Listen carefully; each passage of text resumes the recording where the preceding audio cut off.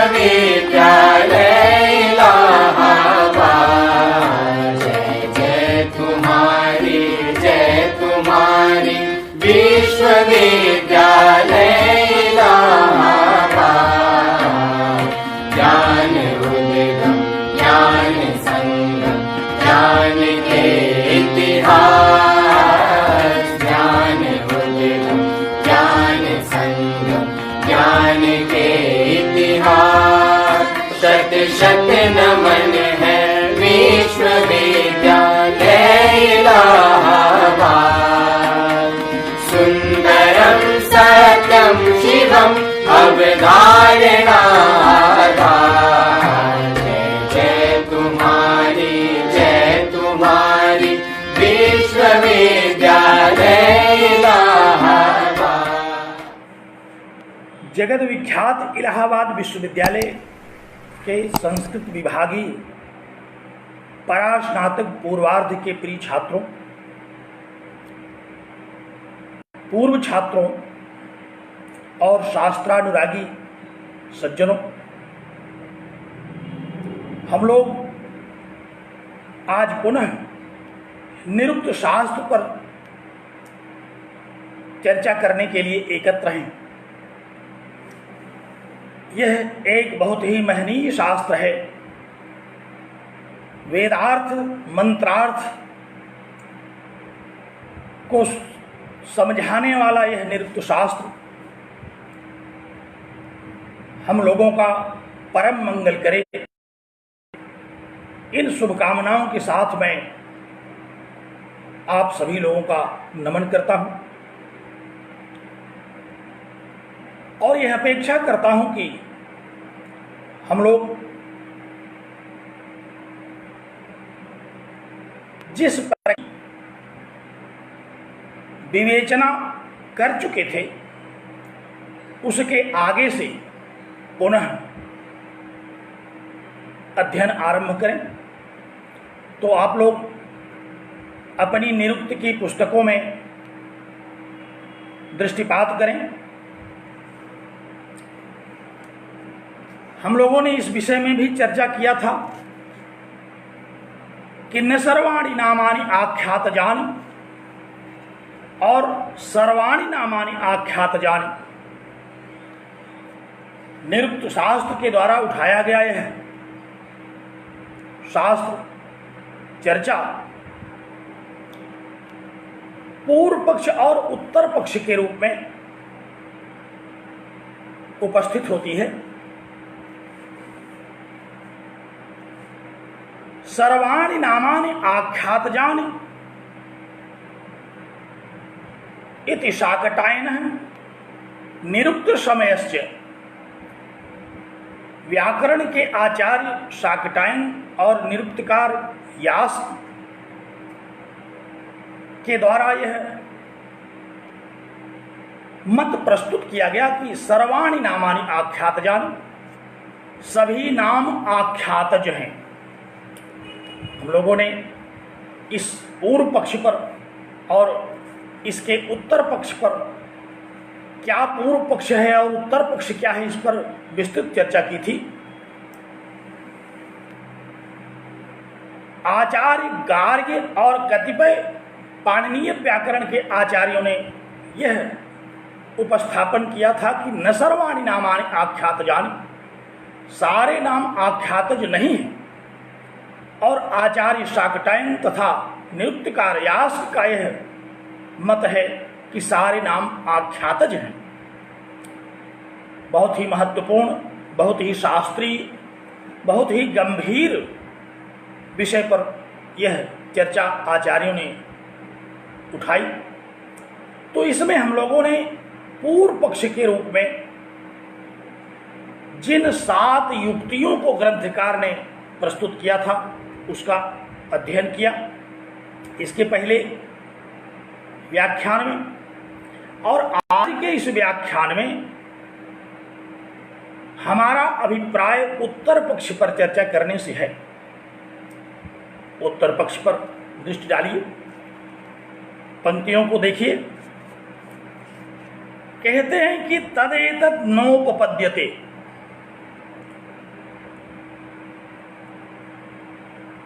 यह जो पूर्व पक्ष उपस्थित किया गया यह औचित्यपूर्ण नहीं है,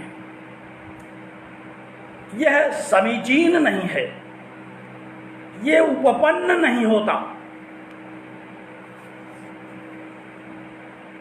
यथा ही नुआयतत, और एक ऐसा वाक्य प्रस्तुत किया जिसमें कई निपातों का प्रयोग करके पूर्व पक्ष के खंडन के विषय में कहा। इस वाक्य के द्वारा आचार्यों ने जो तात्पर्य निकाला उसका तात्पर्य यही है कि पूर्व पक्ष के रूप में न सर्वाणि नामानि आख्यात्यानि का जो पक्ष प्रस्तुत किया गया यह उचित नहीं है,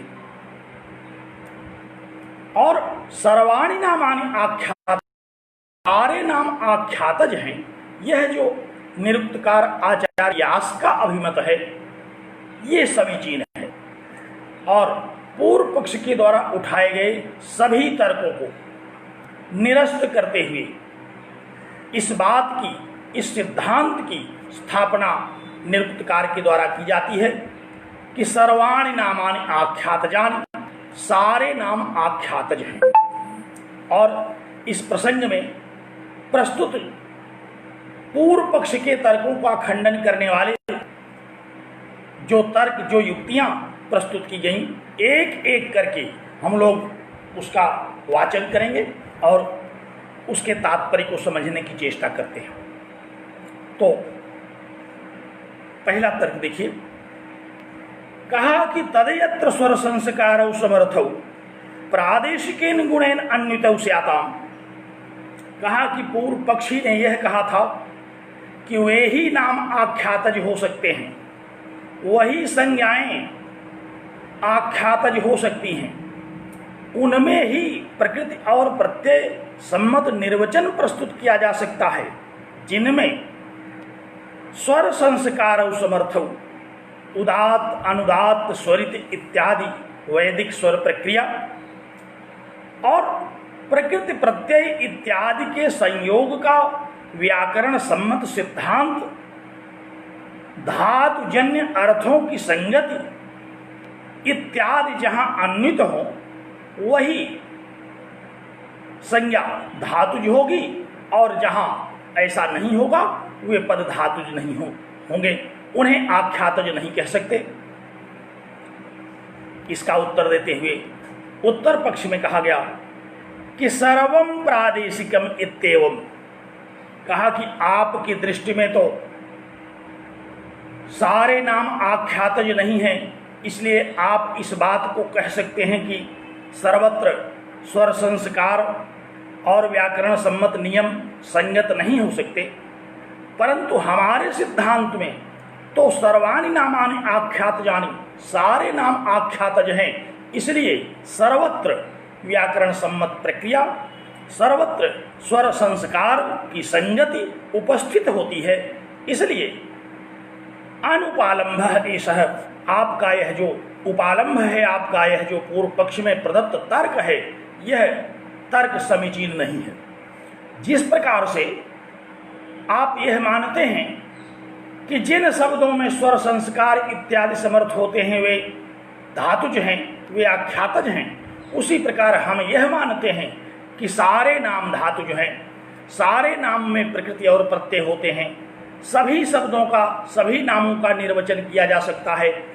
तो आधे शब्द जिनमें आप प्रकृति प्रत्यय इत्यादि का बोध कर पाते हैं उनको तो धातुज मानते हैं, लेकिन हम निरुक्तकार, हमारा यह पक्ष है कि हम सभी शब्दों को धातुज मानते हैं, क्योंकि हमें समस्त नामों में धातु, प्रकृति और प्रत्यय इत्यादि का बोध होता है। इसलिए एवं सति, इस प्रकार होने पर अर्थात जब जिनमें आपको स्वर संस्कार इत्यादि की प्रक्रिया संगत लगती है वे आख्यातज माने जा सकते हैं, तो मुझे सभी शब्दों में यह प्रक्रिया संगत लगती है, इसलिए सर्वाणि नामानि आख्यातजानि, सारे नाम आख्यातज हैं। प्रथम तर्क से पूर्व पक्ष के तर्क को निरस्त किया। पूर्व पक्ष में यह कहा गया था कि जहाँ जहाँ व्याकरण संगत प्रक्रिया सुस्पष्टतया प्रतीत होती है वे नाम तो आख्यातज हैं। निरुक्तकार का कहना है कि हमें समस्त पदों में व्याकरण संगत प्रक्रिया, निरुक्त संगत प्रक्रिया, स्वर संस्कार इत्यादि की प्रक्रिया संगत प्रतीत होती है। हम प्रत्येक पद का निर्वचन करते हैं, इसलिए हमारी दृष्टि में आपके द्वारा उपस्थित किया गया यह तर्क सर्वथा खंडन करने योग्य है, इसलिए हम इस तर्क को स्वीकार नहीं करते और हमारा यही पक्ष स्थापित करने योग्य है कि सर्वाणि नामानि आख्यातजानि, सारे नाम आख्यातज हैं, सभी संज्ञाएं धातुज हैं। प्रथम तर्क का खंडन किया और दूसरे तर्क पर पुनः चर्चा करते हैं। क्या था दूसरा तर्क? पढ़िए, पुस्तक देखिए। कहा कि यथो एतत्, आपने यह जो कहा, पूर्व पक्ष को संबोधित करते हुए निरुक्तकार का यह कथन है कि पूर्व पक्ष के द्वारा यह जो प्रस्तुत किया गया कि यह कश्च तत्कर्म कुर्यात् सर्वं तत्सुत्वा तथा चक्षीरन्, कि जो कोई भी उन क्रियाओं को करेगा सब का नाम वही हो जाएगा। पूर्व पक्ष का यही तो कथन था कि जो भी क्रिया जितने लोग क्रिया करेंगे उन सब का नाम वही रख दिया जाएगा। अगर हम इसको धातुज मानते हैं, अगर हम इसको आख्यातज मानते हैं, तो सभी क्रियाएं करने वाले लोगों के सभी नाम हो जाएंगे। ध्यान दीजिए क्या कहा? कहा कि यह कश्च तत्कर्म कुर्यात्, जो कोई भी उस क्रिया को करे उसी का नाम रख देना चाहिए। उत्तर पक्ष में कहा कि परंतु यह तर्क समीचीन नहीं है, क्योंकि पश्यामः, हम संसार में देखते हैं, हमें इस बात का यथार्थ ज्ञान है कि समान कर्मणाम, समान कर्म करने वाले, समान क्रियाओं को करने वाले बहुत सारे ऐसे लोग हैं, बहुत सारी ऐसी वस्तुएं हैं जिनमें नामधेय प्रतिलंबः एकेषाम, किन्हीं का नाम उस क्रिया के आधार पर रखा जाता है और बहुत सारे लोगों का नाम उस क्रिया के आधार पर नहीं रखा जाता है। ध्यान दीजिए पूर्व पक्ष में क्या कहा गया था? पूर्व पक्ष का यह कथन था कि सर्वाणि नामानि आख्यातजानि का यदि सिद्धांत हम मान लें तो जो कोई भी व्यक्ति जो क्रिया करेगा उसका नाम उस क्रिया के आधार पर वही रख दिया जाएगा। आचार्य निरुक्तकार ने कहा कि ऐसा नहीं है, हम संसार में देखते हैं, हमें इस बात का यथार्थ ज्ञान है। यहाँ देखिए पश्यामः शब्द का प्रयोग किया गया। पश्यामः सामान्यतः तो हम लोग इसको इस अर्थ में ग्रहण करते हैं, पश्यामः ने हम सब देख रहे हैं। तो देख रहे हैं का तात्पर्य क्या?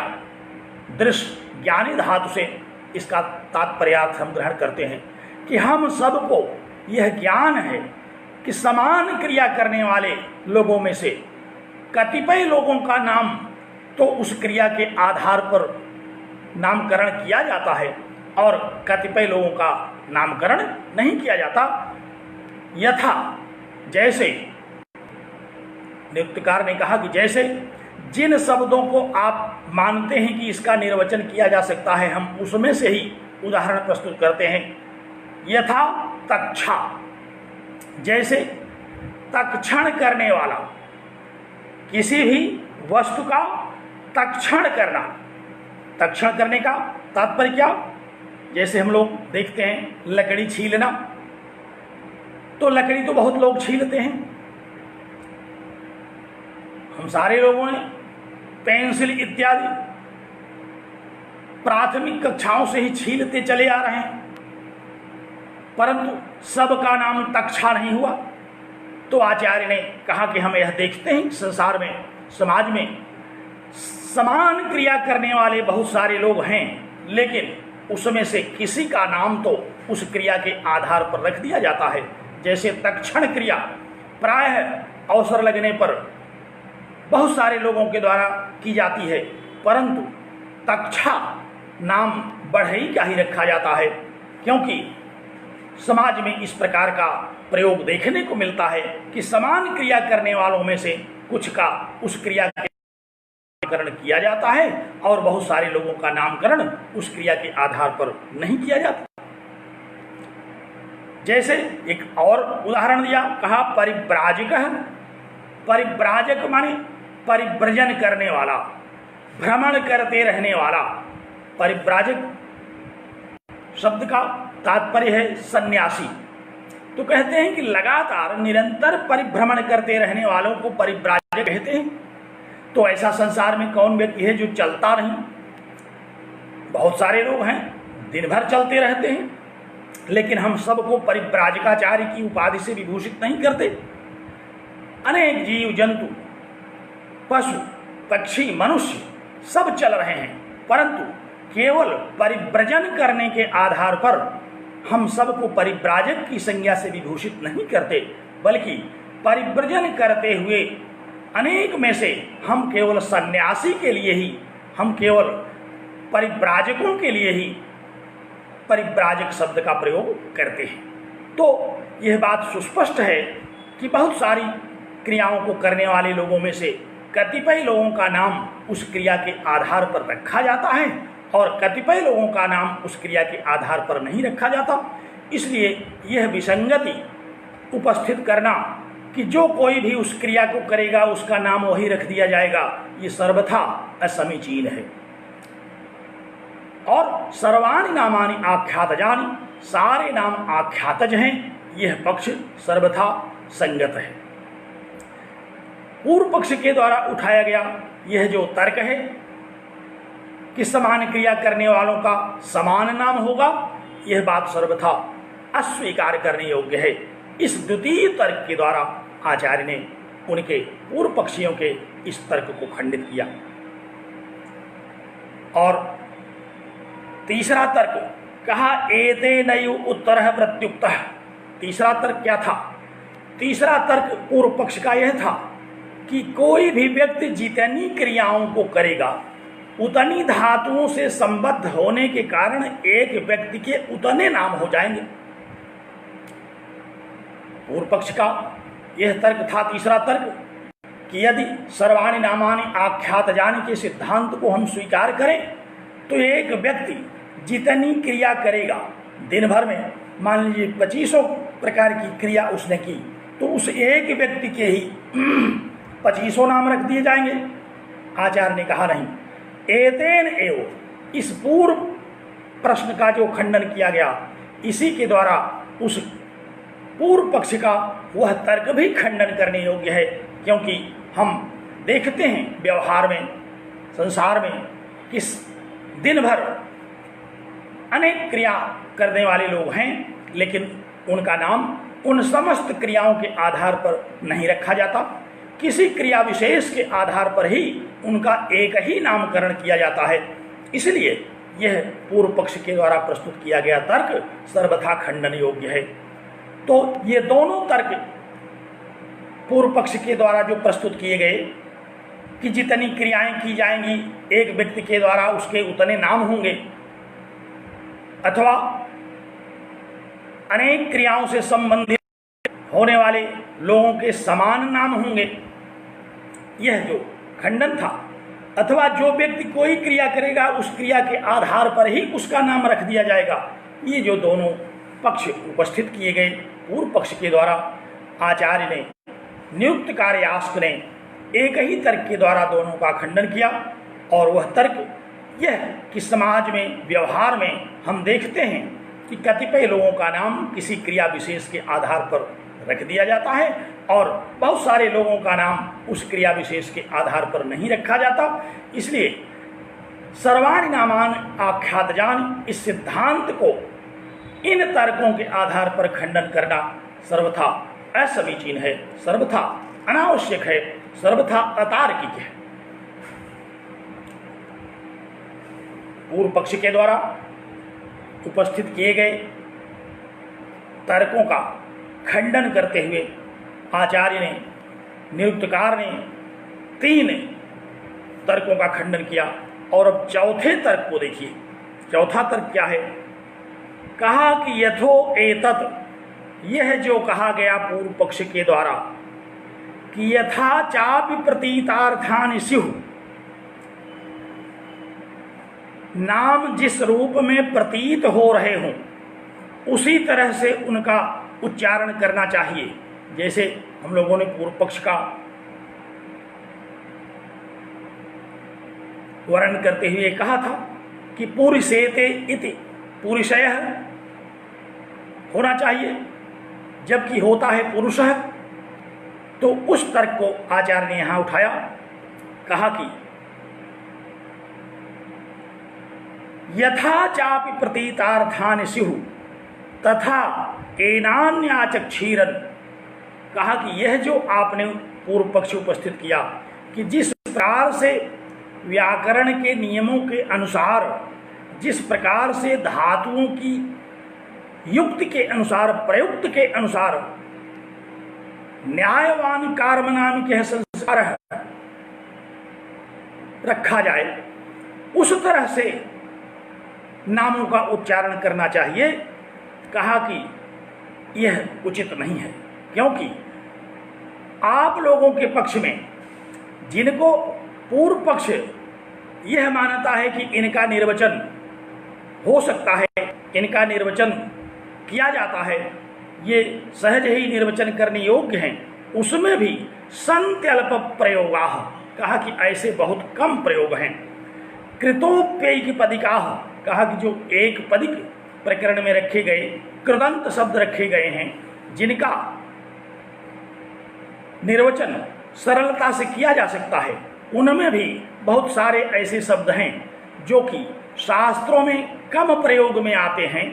तो कम प्रयोग में आने के कारण, कम सुपरिचित होने के कारण उनमें प्रतीत होने वाले प्रकृत और प्रत्ययों का बोध सहज ही नहीं हो पाता, इसलिए यह उचित नहीं है। और उदाहरण भी दिया, कहा कि यथा व्रतति, जैसे इन शब्दों का निर्वचन किया जा सकता है, परंतु सुनते ही इनमें प्रकृत प्रत्यय का बोध नहीं होता। व्रतति, व्रतति माने लताएं। अब जब इनका निर्वचन किया जाएगा तो यहाँ व्रतति में प्र उपसर्ग है। अब वो नियमों के अनुसार प्र के स्थान पर व्र हो गया।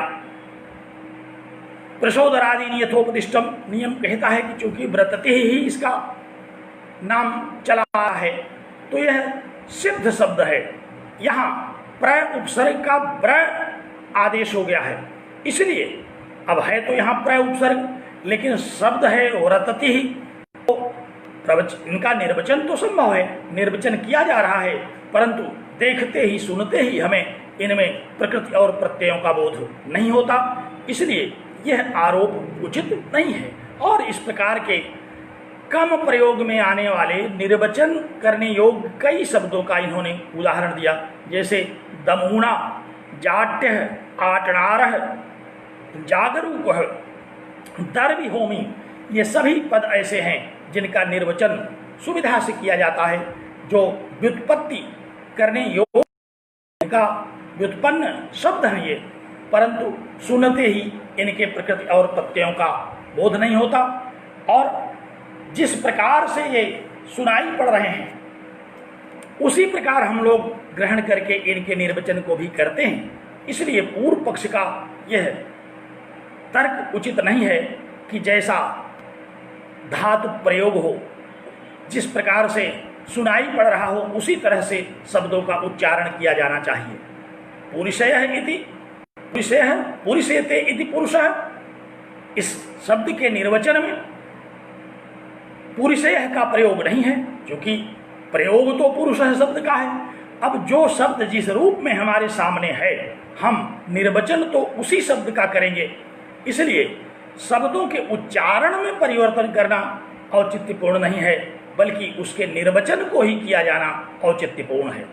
तो यह जो पूर्व पक्ष उपस्थित किया गया कि जिस प्रकार से शब्द सिद्ध हो रहा हो, जिस प्रकार से न्यायवान और कार्मनामिक संस्कार उसमें प्रयुक्त हो रहे हों, उसी तरह से उनका उच्चारण भी करना चाहिए, ऐसी बात नहीं है। क्योंकि बहुत सारे ऐसे निर्वचन योग्य शब्द हैं जिनका हम इस रूप में प्रयोग तो देखते हैं, लेकिन उनका उच्चारण उस रूप में नहीं करते। पांचवा तर्क उपस्थित किया। पांचवें तर्क में क्या कहा, देखिए ध्यान से पंक्तियों को देखिए।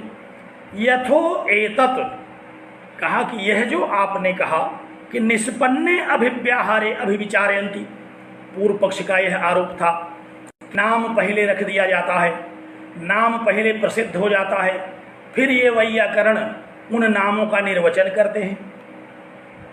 यह पूर्व पक्ष के रूप में प्रस्तुत किया गया कि नाम पहले रख दिया गया, नाम की प्रसिद्धि पहले हो गई और निर्वचन बाद में होता है, इसलिए ये युक्ति ठीक नहीं है। तो कहते हैं कि यह युक्ति बिल्कुल ठीक है। भवति ही निष्पन्ने अभिव्याहारे योग परिष्टः, कहा क्योंकि जब तक नाम नहीं मिलेगा, जब तक नाम नहीं रखा जाएगा, तब तक किसका निर्वचन किया जाएगा। निर्वचन तो किसी भी नाम का ही होता है, और नाम पूर्व निर्धारित होता है, पूर्व में नाम रख दिया जाता है, फिर उसका निर्वचन होता है। नाम पहले निर्वचन बाद में, यही तो करने की। अगर कोई नाम ही ना मिले तो हम निर्वचन किसका करेंगे। इसलिए यह जो आरोप लगाया गया कि नाम पहले रख दिया जाता है, निर्वचन बाद में किया जाता है, ये औचित्यपूर्ण नहीं है। तो इसका उत्तर आचार्य यास्क ने दिया, कहा कि यही समीचीन है, क्योंकि हम तो उसी का निर्वचन करेंगे जो नाम हमें प्राप्त होगा, जो नाम प्रसिद्ध हो चुका होगा। जब तक कोई नाम प्राप्त नहीं होगा, जब तक कोई प्रसिद्ध नाम नहीं होगा, तब तक उसका निर्वचन ही कैसे किया जाएगा। इसलिए यह पूर्व पक्ष उचित नहीं है। और इसी तर्क में पृथ्वी के निर्वचन को लेकर के जो पूर्व पक्ष उपस्थित किया गया था कि प्रथनात् पृथ्वी इत्याहु, फैली हुई होने के कारण पृथ्वी को पृथ्वी नाम दिया गया। कै नाम अप्रथिष्यति किमाधारश्च इति, किसने इसको फैलाया, क्या आधार है, यह पूर्व पक्षियों ने उपस्थित किया था। पूर्व पक्ष के द्वारा पृथ्वी शब्द के निर्वचन को लेकर के यह समस्या उपस्थित की गई थी कि आखिर पृथ्वी को किसने फैलाया और कौन सा आधार था जिस पर पृथ्वी फैलाई गई। इसलिए यह निर्वचन उचित नहीं है। प्रथनात् पृथ्वी, क्योंकि पृथ्वी तो न किसी के द्वारा फैलाई गई और न पृथ्वी का कोई आधार दिखाई पड़ता है, इसलिए यह निर्वचन इसका उचित नहीं है। ने इसका समाधान किया, कहा कि अथवै दर्शनेन पृथु, कहा कि देखिए निर्वचन तो जो हमें ज्ञान हो रहा है, जो दिखाई पड़ रहा है, उसके अनुसार होता है। पृथ्वी तो फैली हुई दिखाई ही पड़ रही है, किसने फैलाया, कहाँ खड़े होकर के फैलाया, प्रश्न तो यह नहीं है। पृथ्वी का जो प्रत्यक्ष स्वरूप है, पृथ्वी का प्रत्यक्ष स्वरूप है कि फैली हुई है, और फैली हुई होने के कारण ही इसका यह निर्वचन किया गया। अब यहाँ यह तर्क देना जो कि तर्क की श्रेणी में स्वीकार करने योग्य ही नहीं है कि किसने इसको फैलाया। अगर हम इस प्रकार के तर्कों को देने लगेंगे, इस प्रकार के तर्कों को उपस्थित करने लगेंगे, तो जो भी आचार्य ने कहा कि यथाप्येवं सर्वयोग दृष्ट प्रवादाः उपलभ्यन्ते, कहा कि जो भी हमको प्रत्यक्ष दिखाई पड़ेगा और हम जब भी किसी प्रत्यक्ष वस्तु का इस तरह से निर्वचन करने लगेंगे, उसी समय कोई उसमें विप्रतिपत्ति खड़ा कर देगा। तो पृथ्वी को किसने फैलाया अथवा पृथ्वी कहाँ फैलाई गई, प्रश्न ये नहीं है। प्रश्न ये है कि पृथ्वी का निर्वचन कैसे किया जा सकता है, और फैली हुई दिखाई पड़ने के कारण प्रथनात् पृथ्वी, यह उसका निर्वचन सर्वथा समीचीन है। हम प्रत्यक्ष देख करके पृथ्वी का निर्वचन करते हैं। अगर प्रत्यक्ष दिखाई पड़ने वाले, प्रत्यक्ष ज्ञान में आने वाले शब्दों का निर्वचन किए जाने पर इस प्रकार असंगत पूर्व पक्ष उपस्थित किया जाएगा, तो फिर जो भी शब्द व्युत्पत्ति पक्ष के हैं उनके विषय में भी यह विप्रतिपत्ति उठाई जा सकती है। और इस प्रकार किसी भी पद की निष्पत्ति, किसी भी पद का निर्वचन, किसी भी पद में प्रकृति प्रत्यय का निर्धारण सर्वथा असंभव हो जाएगा। इसलिए प्रथनात् पृथ्वी इति यह जो कहा गया वो सर्वथा समीचीन है, क्योंकि पृथ्वी का जो दृष्ट स्वरूप है, अवगत स्वरूप जो पृथ्वी का है वह इसी रूप में है, और इसी रूप में विद्वानों के द्वारा, निरुक्तकार के द्वारा, व्युत्पत्ति करने वालों के द्वारा पृथ्वी का निर्वचन कर दिया गया। इसलिए पूर्व पक्ष के द्वारा उठाया गया यह प्रश्न सर्वथा असंगत है, अविचारणीय है और निरस्त करने योग्य है। और अगला तर्क जो दिया बड़ा महत्वपूर्ण और बहुत ही रोचक है। कहा कि यथा एतत्, यह जो कहा जा रहा है कि पदेभ्य पदेतरार्धांसं चस्कार, आचार्य शाकटायन ने अनेक धातुओं को मिलाकर के एक पद की सिद्धि की। सत्य शब्द को सिद्ध करने के लिए आचार्य शाकटायन ने दो धातुओं को एकत्र करके सत्य शब्द को सिद्ध किया। और पूर्व पक्ष के द्वारा यह तर्क उठाया गया कि इस प्रकार खींचतान करके शब्दों का निर्वचन किया जाना सर्वथा असंगत है। इस प्रसंग का उत्तर देते हुए निरुक्तकार कहते हैं कि यह जो शंका उठाई जा रही है कि पदेभ्य पदेतरार्धांसं चस्कार शाकटायन है, आचार्य शाकटायन ने दो दो धातुओं को मिलाकर के आधे आधे शब्दों को सिद्ध किया और अनन्विते अर्थे संचस्कार, इस प्रकार अर्थ की संगति भी नहीं हो रही है, परंतु शाकटायनाचार्य के द्वारा उसका निर्वचन प्रस्तुत कर दिया जा रहा है। यह जो पूर्व पक्ष उपस्थित किया गया, कहा कि सतेन गर्ह है, कहा इससे आप शाकटायनाचार्य की निंदा कीजिए, इससे आप निरुक्त शास्त्र की निंदा नहीं कर सकते।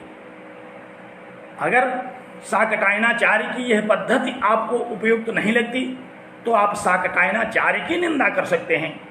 तेन गर्ह है सैसा पुरुष गरहा न शास्त्र गरहा इति, कहा कि इससे वह पुरुष जो इस